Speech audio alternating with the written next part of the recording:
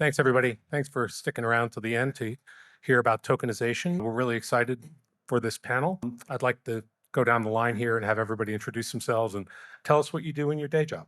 Hi, I'm Rob Krugman. I'm the Chief Digital Officer of Broadridge Financial, responsible for innovation. Hi, everybody. I'm Emily Pollock. I'm head of corporate relations and investor relations at Republic. For those of you not familiar with Republic, we are a private investment platform focused on digitizing private securities. Joe Medioli, head up the Financial Institutions Group at Anchorage Digital, which is our line of business covering asset managers, wealth managers, large banks, and our settlement network and counterparty risk mitigation infrastructure. My name is Ben Sharon. I'm the CEO and founder of Lumishare. We are doing tokenization of real-world assets, specifically renewable energy projects. So let's start with the easy stuff. BERYL has been a huge success, right? So what is it about that has enabled it to be such a huge success?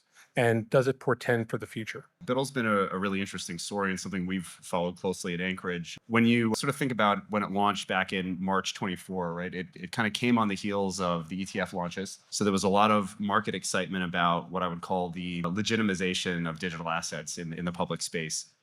And so what BERYL did, and I think really paved the way for with a number of other firms doing it since, is bringing in into the blockchain space a very common and well-known and understood product, right? The money market fund. I think what we've seen in the subsequent year and a half has been more investment in that space, more adoption, but also, interestingly, really bolstered by the growth in the stablecoin space. So we have the Genius Bill passed earlier this year.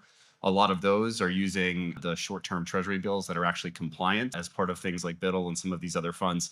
So crypto is really doing a good job as an industry of sort of feeding itself to grow this space. But to me, it comes down to that sort of first launch in Q1 of 24 around the ETFs, and then the subsequent, we'll call it opening of the supervisory market. I'll just add, I think that you mentioned the Genius Act, and I think one of the real drivers here is that the Genius Act explicitly says that stable coins cannot return yield. So people want to put their money somewhere. So next step is money markets.